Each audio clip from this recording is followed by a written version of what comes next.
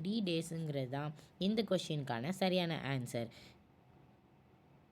Friends, welcome to Stugo Learning. இன்னைக்கு ஒரு maths question தான் நம்ம பார்க்க போகிறோம். Sita can complete a piece of work in 15 days and Geeta in 10 days. Sita left a few days after both started the work.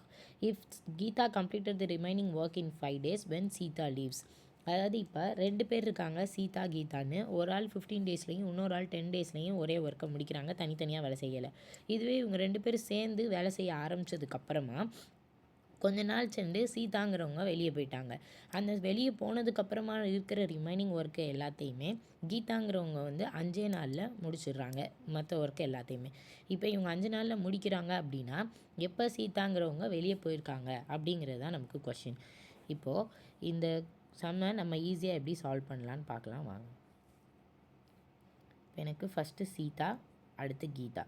இவங்க எத்தனை days, இவங்க எத்தனை டேஸ்னு நம்மளுக்கு கொஷினில் கொடுத்துருக்காங்க. சீதாங்கிறவங்க 15 டேஸ்லையும் கீதாங்கிறவங்க 10 டேஸ்லையும் எனக்கு முடிக்கிறாங்க.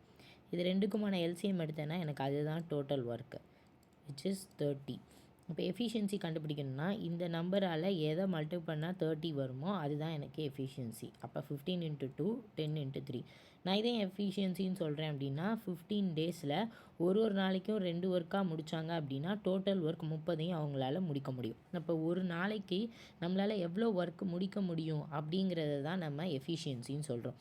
அப்போது சீதாவோட எஃபிஷியன்சி எனக்கு 2, கீதாவோட எஃபிஷியன்சி எனக்கு 3. இது நம்மளுக்கு எஃபிஷியன்சி. ஓகே, இதுவே என்ன சொல்லிட்டாங்க, சீதா சம் டேஸ்க்கு அப்புறம் லெஃப்ட் ஆகிட்டாங்கன்னு சொல்கிறாங்க. ஓகே, ஆனால் ரிமைனிங் டேஸில் உள்ள ஒர்க்கு எல்லாத்தையுமே கீதா 5 டேஸில் முடிக்கிறாங்கன்னு சொல்லியிருக்காங்க. எனக்கு கீதாவோட எஃபிஷியன்சி தெரியும் 3ன்னு. இதுவே அவங்க 5 டேஸ் ஒர்க் பண்ணுறாங்க அப்படின்னா எனக்கு ஒர்க் 15 இருக்கும், which is efficiency into time is equal to work. ஓகேவா? அப்போ எனக்கு 3 × 5 டேஸ், அதாவது ஒரு நாளும் 3 வேலையாக பார்க்கல, எனக்கு 3 × 5ன்னு 15 ஒர்க்கு அவங்க கீதாங்கிறவங்க கம்ப்ளீட் பண்ணிட்டாங்க. ஓகே, அப்போ எனக்கு இதுதான் ரிமைனிங் ஒர்க்கு அப்படின்னா டோட்டல் ஒர்க்லேருந்து நான் ரிமைனிங் ஒர்க்கை மைனஸ் பண்ணிட்டேன் அப்படின்னா ஆல்ரெடி வேலை பார்த்த ஒர்க் எனக்கு கிடச்சிடும். கரெக்டாக? இப்போ டோட்டல் ஒர்க்கு எனக்கு 30, ரிமைனிங் ஒர்க்கு 15. மைனஸ் பண்ணல எனக்கு 15. இந்த 15 என்ன பண்ணியிருப்பாங்கன்னா 2 பேரும் சேர்ந்து இந்த 15 ஒர்க்கை முடிச்சிருப்பாங்க.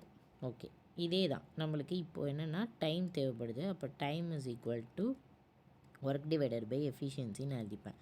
எஃபிஷியன்சிக்கு இங்கே என்ன அப்படின்னா 2 பேரும் சேர்ந்து எனக்கு வேலை செஞ்சுருக்காங்க. 2 பேரும் சேர்ந்து வேலை செஞ்சால் 2 பேரோட எஃபிஷியன்சியை நான் ஆட் பண்ணிக்கணும், விச் இஸ் 2 + 3 is 5. இப்போது 15 டிவைடட் பை 5 எனக்கு 3 டேஸ்ன்னு வரும். இந்த 3 டேஸ் தான் என்னென்னா அவங்க 2 பேரும் சேர்ந்து வேலை பார்த்த நாள் அப்படியும் சொல்லலாம். இன்னொன்று, சீதா எத்தனை நாளைக்கு அப்புறம் லீவ் ஆனாங்க அப்படிங்கிறதும் இதுதான். ஏன்னா 3 நாள் வேலை செஞ்சதுக்கு அப்புறமா அவங்க வெளியே போயிட்டாங்க. Leaves after 3 days.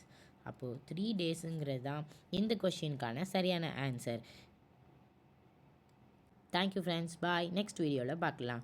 இதே மாதிரி இன்ட்ரெஸ்டிங்கான வீடியோஸ் பார்க்குறக்கு நம்ம சேனலை சப்ஸ்கிரைப் பண்ணி வச்சுக்கோங்க.